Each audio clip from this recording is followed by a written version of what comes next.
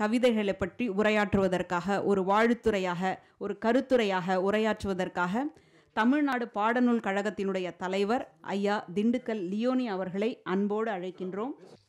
எங்கள் வாழ்வும் எங்கள் வளமும் மங்காத தமிழென்று சங்கே முழங்கு என்று பாடிய புரட்சி கவி பாரதிதாசனின் தமிழ் பற்றை இந்த இனிமையான மெல்லிய இரவு நேரத்திலே நினைவு கூர்ந்து அன்பு சகோதரர் ராஜகம்பீரன் அப்பாஸ் அவர்கள் படைப்பிலே வெளியான 3 நூல்கள் இங்கே வெளியிடப்பட்டிருக்கின்றன.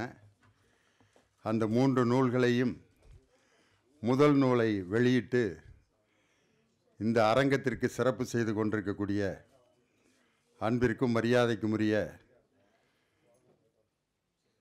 வக்பு வாரியத்தினுடைய தலைவர் அருமை அண்ணன் அப்துல் ரஹ்மான் அவர்களே, மற்றும் இந்த நிகழ்ச்சிக்கு தலைமை தாங்கி நடத்தி தனது தலைமுறையில் மிக அருமையான நதியை போன்ற அழகான அந்த நதி ஓடுகின்ற வகையில் அவருடைய பேச்சை மிக அழகாக தலைமுறையாக வழங்கிய அருமை சகோதரர் ஆரூர் தமிழ்நாடன் அவர்களே, இந்நிகழ்ச்சியிலே கலந்து கொண்டு எனக்கு பின்னால் அற்புதமானதொரு இலக்கிய உரையை ஆற்ற இருக்கின்ற எங்களை போன்ற பேச்சாளர்களுக்கும் திராவிட சிந்தனையாளர்களுக்கெல்லாம் மேடைகளிலே முன்னோடியாக திகழ்ந்து இன்னும் அவருடைய பேச்சுக்கு பல கோடிக்கணக்கான ரசிகர்களை உலகம் முழுவதும் தக்க வைத்திருக்கின்ற அன்பு சகோதரர் நாஞ்சில் சம்பத் அவர்களே, நாங்கள் சற்றும் எதிர்பாராத வகையில் இங்கே அமர்ந்து இந்த நிகழ்ச்சிக்கு வந்து நமக்கெல்லாம் பரவசப்படுத்தி கொண்டிருக்கக்கூடிய இசை புயல் ஏஆர் ரஹ்மான் அவர்களுடைய சகோதரி ரஹனா அவர்களே, உலகம் முழுவதும் புதுக்கோட்டையின் புகழை உலகம் முழுவதும் பறைசாற்றி கொண்டிருக்கக்கூடிய எங்கள் அன்பு குழந்தைகள். ஏன் குழந்தைன்னு சொல்கிறேன்னா, ராஜலட்சுமி எங்கள் திண்டுக்கல்காரங்க, எங்கள் வீட்டு பிள்ளை. அதை புதுக்கோட்டையிலேருந்து வந்து லவுட்டிட்டு போயிட்டார் செந்தில் கணேஷ். அவர்கள் இருவரையும் இணைத்தது அந்த அருமையான இசை.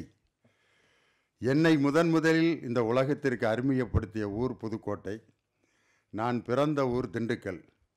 இந்த 2 ஊரையும் சேர்ந்தவர்கள் அவர்கள். அதனால் புதுக்கோட்டை ஆலங்குடியில் நான் பேசிய அந்த கேசட்டு தான் உலகம் முழுவதும் என்னுடைய பேச்சை கொண்டு சென்றது. இந்த நிகழ்ச்சியிலே கலந்து கொண்டு மேடையின் முன்னால் அமர்ந்திருக்கக்கூடிய ஒவ்வொருவரின் பெயரையும் நான் குறிப்பிட்டால் அதுக்கே ஒரு 9:30 மணி ஆயிரும்.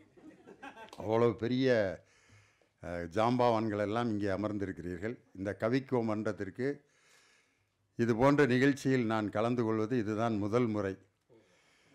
அதுவும் தமிழ்நாடு பாடநூல் கழகத்தின் தலைவராக பொறுப்பேற்ற பின் தான் இந்த மன்றத்துக்கு நான் வரணும் அப்படின்னு அப்பாஸ் வந்து இந்த பொறுப்புக்கு எனக்கு கிடைத்தவுடன் இந்த இடத்துக்கு கூப்பிட்ருக்காரு. 1992ஆம் ஆண்டு சிங்கப்பூருக்கு முதன்முறையாக என்னுடைய வெளிநாட்டு சுற்றுப்பயணத்தை எனக்கு ஏற்படுத்தி தந்து, வெளிநாட்டிலும் நம்ம பட்டிமன்றத்தை கேட்பாங்களா அப்படின்னு நாங்கள்லாம் ஏங்கிக்கிட்டு இருந்த சமயத்தில் சிங்கப்பூர் உள்ள அரங்கில் இண்டோர் ஸ்டேடியத்தில் கிட்டத்தட்ட ஒரு 20,000 பேர் அடங்கிய ஒரு கூட்டத்தில் என்னுடைய பட்டிமன்றத்தையும் பாட்டு மன்றத்தையும் நடத்தி எனக்கு உலக புகழை பெற்று தந்தவர் எனது அருமை சகோதரர் முஸ்தபா அவர்கள். அவருடைய திருக்கரங்களால் முதல் ஃபாரின் நிகழ்ச்சி. அந்த ஃப்ளைட்டில் நான் ஏர் இந்தியா ஃப்ளைட்டில் டிக்கெட் போட்டு கொடுத்தாரு. ஃப்ளைட்டு போய் இறங்கி சிங்கப்பூரில் இறங்க போச்சு. 2 மணி நேரம் 50 நிமிஷம் ஆகும்னு அறிவித்தாங்க. ஆனால் 2.5 மணி நேரத்தில் போயிடுச்சு. எல்லாம் எந்திரிச்சு பைலட்டு கை தட்டினாங்க. ஆஹா, 2.5 மணி நேரத்தில் சிங்கப்பூர் கொண்டு வந்துட்டார், வாழ்க pilot, happy pure to pilot அப்படின்னு கத்துனாங்க. இறங்குறப்ப நான் பார்க்குறேன் முள்ளு செடியெலாம் இருந்துச்சு. சிங்கப்பூர் ஏர்போர்ட்டில் முள்ளு செடியா? நான் பிறப்பிட்ட அதே இடம் மாதிரியே இருக்குது. ஃப்ளைட்டு பிறப்புறப்ப ஒருத்தன் அந்த செவுத்தில் உட்காந்துருந்தான், அவன் அங்கேயே தான் இருந்தான். எங்கே இறக்கிட்டு இருக்கான்னு சென்னையில் இறக்கிட்டு இருக்காங்க. என்னுடைய முதல் பயணம். திரும்ப ஏன்னா ஃப்ளைட்டில் கோளாறுன்னு திரும்ப இறக்கிட்டாங்க. அடியில் 2 பேர் உட்காந்து ரிப்பர் பார்த்துக்கிட்டு இருக்கேன். அவங்க ரிப்பேர் பண்ணி திரும்ப எடுத்துகிட்டு போய் உயிரோடு கொண்டு போய் சேர்ப்பாங்களான்னு ஒரு பயம். திரும்ப 3 மணி நேரம் கழித்து பரப்பிட்டு அந்த சிங்கப்பூருக்கு எங்களுடைய பயணத்தை நாங்கள் மேற்கொண்டோம். அப்படி ஒரு வரலாற்று சிறப்புமிக்க பயணம். அந்த பயணம் முடிந்து எனக்கு அப்படிப்பட்ட ஒரு நிகழ்ச்சியை ஏற்படுத்தி அன்று முதல் இன்று வரை எங்கள் குடும்பத்தில் ஒரு மூத்த சகோதரனாக இருப்பவர் எங்கள் அருமை அண்ணன் முஸ்தபா. அவர் நடத்தி கொண்டிருக்கக்கூடிய அந்த ரஹமத் மேல்நிலைப் பள்ளிக்கு பல முறை நான் போய் பேசியிருக்கிறேன். இங்கே எல்லாருடைய படமும் எதுக்காக போட்டிருக்காங்க அப்படின்றத கொஞ்ச நேரம் நான் யோசனை பண்ணி பார்த்தேன். இந்த நிகழ்ச்சிக்கு பேச வர்றவங்க எதுவுமே தயார் பண்ணாமல் வந்துட்டாங்கன்னா இந்த ஒவ்வொரு படத்தை பற்றியும் கொஞ்ச நேரம் பேசினாலே வண்டியை ஓட்டிடலாம். அதனால தான் முஸ்தபானே விவரமாக அவ்வளோ பேர்த்து படத்தை இங்கே வச்சுருக்காரு. யாருக்கு யாரை பிடிக்குமோ அவங்கள பற்றி பேசியே ஓட்டிடலாம். இப்போ நான் இவரில் தொடங்கினேன்னு வச்சுக்கோங்க, ஒரு 3 மணி நேரம் என்னால் சிறப்பு சொற்பொழிவு ஆற்ற முடியும். அப்படிப்பட்ட படங்கள் ஒன்று.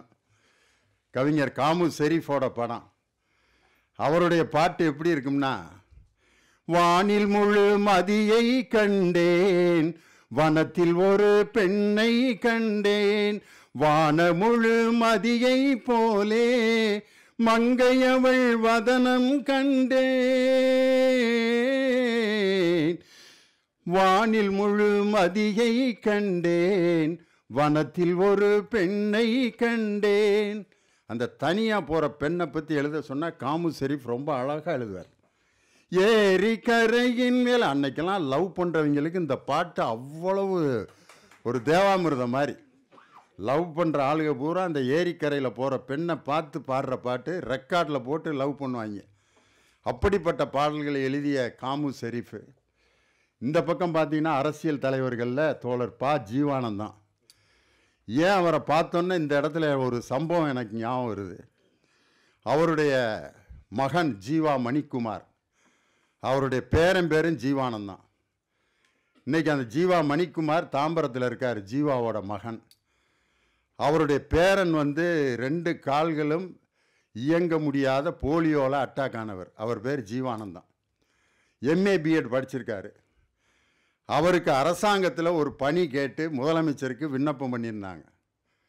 ஆனால் அரசாங்கத்தில் உங்களுக்கு பணி தருவதற்கு வாய்ப்பு இல்லை அப்படின்னு அறிவிச்சிட்டாங்க. உடனே முதலமைச்சர் எங்கள் பாடநூல் கழகத்துக்கு அந்த அப்ளிகேஷனை அனுப்புகிறார். உங்கள் பாடநூல் கழகத்தில் அவருக்கு ஏதாவது ஒரு பணி தர முடியுமா? உடனே எங்கள் போர்டு மீட்டிங்கை கூப்பிட்டு, ஜீவானந்தத்தின் பேரனுக்கு இந்த தமிழக அரசில் ஒரு இடம் கிடைக்காத அந்த தமிழக அரசு இருந்து பயனே இல்லை, நான் பாடநூல் கழக தலைவராக இருக்கிறதுல அர்த்தமே இல்லைன்னு சொல்லி முதலமைச்சரை மீண்டும் சந்தித்து தலைமைச் செயலாளரை சந்தித்து தலைமைச் செயலாளர் இறையன்பு சொன்னார், அங்கே இருக்க ஐஏஎஸ் அதிகாரிகளெல்லாம் கூப்பிட்டு கண்ட நாய்களுக்கெல்லாம் இங்கே அப்பாயின்மெண்ட் போட்டுக்கிட்டு இருக்கான்.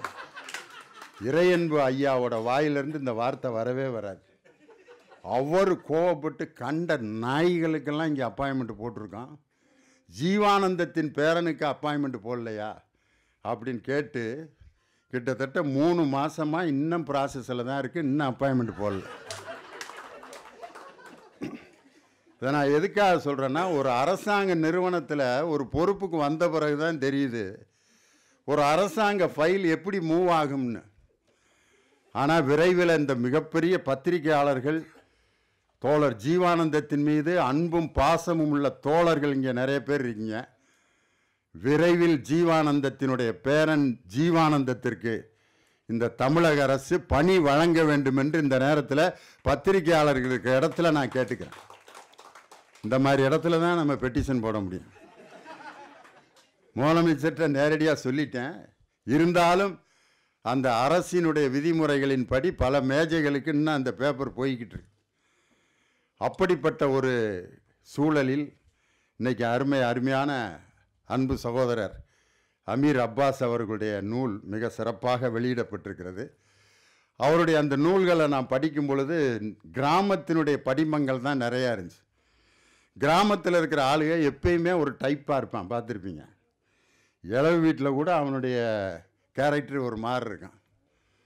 நம்ம டவுனில் டெத்து வீடு பார்த்தீங்கன்னா ரொம்ப சைலண்ட்டாக ரொம்ப மெக்கானிக்கலாக இருப்பாங்க. வாங்க இட்ஸ் ஓகே, மாலை வைப்பேன் இந்த அப்படிமா கிளம்பிடுவாங்க. கிராமத்தில் அந்த இலவை பறி கொடுத்தவன்ட்ட 2 வார்த்தையாவது பேசாமல் வரமாட்டான். அதனால் அந்த தாத்தாவை பறி கொடுத்தவர் இப்படி வாசலில் நிற்பார். அவர்கிட்ட போய் ஒரு கேள்வி கேட்பான் எல்லாரும், இறந்துட்டாரா அப்படின்னு. இது எப்படிப்பட்ட கேள்வி பாருங்கள். இறந்துட்டாரான்னு அவன் அதுக்கு என்ன பதில் சொல்லுவான்? ஆமாம். எத்தனை மணிக்கு? 5:30. 5:30? ஏன் 4:30க்குனா எழுப்பி விட்ருவியா அவரை? அவர் இறந்த டயத்தை கேட்டு என்னத்தை சாதிக்க போகிறார்? 4:30? எப்படி அப்படின்னா எப்படியா செத்துருப்பார் அவர்? எல்லாரும் சாகிற மாதிரி தானே செத்துருப்பார். அதுக்கு இந்த கூறுகட்டையும் பதில் சொல்லிகிட்டு இருப்பேன். 3:30 மணிக்கு நெஞ்சு வலிக்குன்னு சொன்னார் மாமா. பக்கத்து வீட்டில் ஒரு டாக்டர்கிட்ட கொண்டு போனால் அவர் டவுனுக்கு கொண்டு போக சொல்லிட்டாரு. அதனால் அங்கே போகிற வழியிலே இறந்துட்டார். உடனே இவன் விசாரிக்கிறவன், உன்னை யார் டவுனுக்கு கூப்பிட்டு போக சொன்னது? அதான் பக்கத்து வீட்லேயே ஒரு டாக்டர் இருக்கார்ல, அவர்கிட்ட காமிச்சிருக்கலாம்ல. என்னடா நம்ம தான் ஏதோ பிளான் பண்ணி கொன்ன மாதிரிலாம் சொல்லிகிட்டு இருக்கானுங்கன்ட்டு அடுத்து வர்றவன்ட்ட டாப்பிக்கை மாற்றினேன். எப்படி இறந்தார்? பக்கத்து ஒரு வீட்டில் ஒரு டாக்டர் இருக்கார்ல, அவர்கிட்ட காட்டினா அவர் கையை பிடிச்சாரு, முடிஞ்சுன்னு சொல்லிட்டாரு. அதுக்கு இவன், பக்கத்து வீட்டில் இருக்கவன்லாம் ஒரு டாக்டரா? டவுனுக்கு கொண்டு போயிருக்கலாம்ல. என்னடா அப்படி சொன்னால் இப்படிங்கிறான், இப்படி சொன்னால் அப்படிங்கிறான்ட்டு அடுத்த கேள்விக்கு 2ஐயும் சேர்த்து சொல்லிட்டான் பதில். எப்படி மாப்பிள்ளை இறந்தார்? பக்கத்து வீட்டு டாக்டர்கிட்ட கொண்டு போனோன்னா அவர் டவுனுக்கு கொண்டு போக சொல்லிட்டார். டவுனுக்கு போகிற வழியிலேயே எதுக்கு ஆஸ்பத்திரிக்காக தூக்கிட்டு போனேன்? வீட்டிலே வச்சுருந்தா நிம்மதியாக இருந்திருப்பார்ல. ஐயோயோ, எது சொன்னாலும் கேள்வி கேட்டுக்கிட்டு இருக்கானேன்ட்டு அவன் கடைசியாக என்ன பதில் சொல்லியிருப்பான் அந்த 5ஆவது ஆளுக்கு? எப்படா இறந்தார் அப்படின்னா அவர்கிட்ட எழுப்பி கேட்டுக்க. இதுக்கு மேலே நான் என்ன சொல்கிறதுன்னா அது எப்படி கேட்க முடியும்? தெரியுதில்ல, போட வேலையை பார்த்துட்டு. இளவு வீட்டில் கூட ரொம்ப கூலாக பேசிக்கிறானுங்க. அந்த கிராமத்தினுடைய மனிதர்களை அப்படியே ஒரு கிராம ராஜகம்பீரத்தில் பிறந்ததுனால அப்படியே படம் பிடிச்சிருக்கார். ஒரு கிராமத்தில் நடக்கக்கூடிய நிகழ்வுகள், நகரத்தில் இருக்கக்கூடிய திருவிழாக்களுக்கும் கிராமத்தில் இருக்கிற திருவிழாக்களுக்கும் எவ்வளோ வித்தியாசம் இருக்குது. சாமியை கொண்டு வருவாங்க, திடீர்னு சந்துக்குள்ளேருந்து ஒரு 10 பேர் வருவாங்க. ஏய், சாமி அங்கே சந்துக்குடுறா, என்ன நேராக ஓட்டுவியா அப்படின்னு. நாங்கள் செலவழித்து ஓட்டுறோம்டா, உன் சௌரியத்துக்கெலாம் ஓட்ட முடியாது சாமியா. நானே கேட்குறேன்டா சாமியா, சாமி எங்கள் சந்தைக்கு நீ வர்றியா இல்லையா? சாமி என்னைக்கு வாயை திறந்து பேசும். அது இந்த இப்படியே பார்க்க 2 பேருக்கு இடையில் அடிதடியாகி போலீஸ் ஸ்டேஷனில் படுத்து கிடக்கிறேன். சாமி அனாதையாக நிற்கிது. இப்படி நடக்கும் கிராமத்தில்.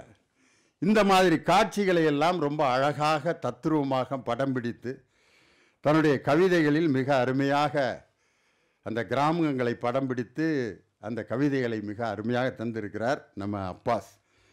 அதில் எனக்கு ரொம்ப பிடிச்சது விருந்தோம்பல்னு ஒரு கவிதை.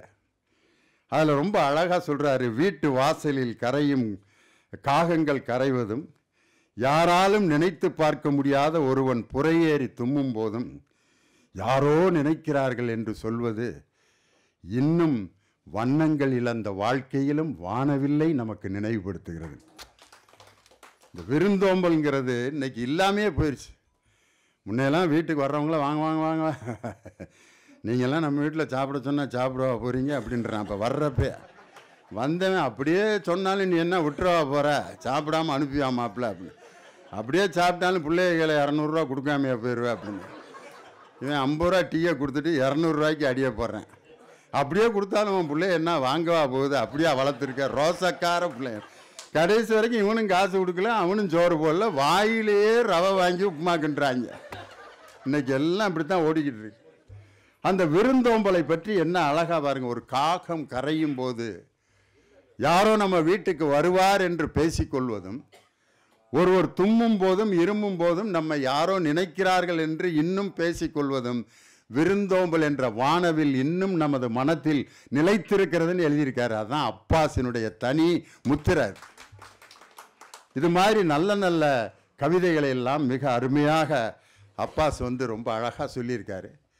அதில் புதிய ரதத்திலே ஜோடித்து உன்னை ஊர்வலத்தில் அழைத்து சென்றாலும், 1000 மலர்களுக்கு உன்மேல் படுக்கையில் போட்டு உன்னை ஊர்வலத்தில் அழைத்து சென்றாலும் நீ போவது புதைகுழி தானே. என்ன அருமையாக, புது ரதத்தில் கூட்டு போனாலும் ஃப்ரெஷ்ஷு ஃப்ளவர் மாலையாக போட்டிருந்தாலும் கொண்டு போய் புதைக்கத்தானடா போகிறேன். என்ன எளிமையாக ஒரே லைனில் முடிச்சிட்டாரு பாருங்க. மேட்ரு முடிய போது என்னடி புது ரதம், புது பூவு, எதுவாக இருந்தாலும் மேட்ரு முடிய போகுது. என்ன வாழ்க்கையினுடைய அந்த இறுதி கட்டத்தை எவ்வளோ எளிமையாக சொல்கிறாரு பாருங்க. பயலுக சொல்லுவாங்க ரொம்ப அருமையாக, சார் முதல் இரவுக்கும் அந்த கடைசி இரவுக்கும் என்ன சார் வித்தியாசம் அப்படின்னு. எனக்கு தெரியாதுறான்னு அவன் சொன்னான் ரொம்ப அழகாக. பூவை கீழே போட்டு நம்ம மேலே படுத்திருந்தோம்னா முதல் இரவு சார், நம்மளை படுக்க போட்டு பூவை நம்ம மேலே போட்டிருந்தாங்கன்னா அது லாஸ்ட்டு சார்ன்றான். ஒரு பூவை வச்சு அவன் எப்படி சிந்திக்கிறான் பாருங்களேன். அது மாதிரி ஒரு பூவை வச்சு நம்ம ஆரூர் தமிழ்நாடான்னு சொன்னார் பாருங்க. அந்த பூ என்பது எப்படி ஒவ்வொரு இடத்திலும் பயன்படுகிறதுங்கிறத ரொம்ப அழகாக தன்னுடைய கவிதையில் சொல்லியிருக்காரு. இன்னும் அவருடைய கவிதைகளை பற்றி நிறைய சிந்தனைகளையும் நிறைய கருத்துக்களையும் சொல்ல எனக்கு ஆசை. ஆனால் மேடையில் நிறைய பேர் பேசுவதற்கு, செந்தில் கணேஷ் ராஜலட்சுமியோட பாட்டை கேட்குறதுக்கு, கவிஞர் ஏகாதேசி என்னுடைய பையன் நடித்த ஒரு படத்தில் ஒரு பாட்டு எழுதியிருக்காரு. என்னுடைய மகன் நடித்து அழகிய கண்ணேன்னு ஒரு படம் வெளிவரப்போகுது. சீனு ராமசாமியோட தம்பி விஜயகுமார் அதை இயக்கியிருக்காரு. என்னுடைய வகுப்பு தோழர் சேவியர் பிரிட்டோ, மாஸ்டர் படத்தை எடுத்த சேவியர் பிரிட்டோ அதை தயார் பண்ணியிருக்காரு. அந்த படத்தில் முதல் சாங்கு கவிஞருடைய சாங்கு தான். வச்சுத்தான் செய்கிறாங்க, வாயில் தான் அடிக்கிறாங்கன்னு ரொம்ப அழகான ஒரு சமூக சிந்தனை உள்ள பாட்டு. என் பையனுடைய படத்துக்கு ஏகாதேசியினுடைய பாட்டு வந்தது உண்மையிலே எனக்கெல்லாம் ஒரு பெரிய பெருமை. அந்த ஒரு சமூக சிந்தனை உள்ள ஒரு பாடல். அதனால் நிறைய பேர் இங்கே அமர்ந்திருக்கிறீர்கள். ஒவ்வொருவரை பற்றியும் பேசுவதற்கு எனக்கு மிகப்பெரிய ஆசை. இருந்தாலும் கவிஞர் அமீர் அப்பாஸ் அவர்கள் அன்போடு அழைத்ததன் காரணமாக இந்த நிகழ்ச்சிக்கு வருகை தந்து அவருடைய கவிதைகள் மென்மேலும் இன்னும் பல நூல்களை வெளியிடுவது மட்டுமல்ல, திரைப்படத்தில் உங்களுடைய பாடல் அடுத்து வெளியாவதற்கு என்னால் என்ன முடியுமோ அதை நான் செய்வேன் என்று சொல்லி, எங்கள் பாடநூல் கழகத்தில் உங்களுடைய படைப்புகள் வெளிவருவதற்கு நல்ல படைப்புகளை நீங்கள் தாருங்கள்.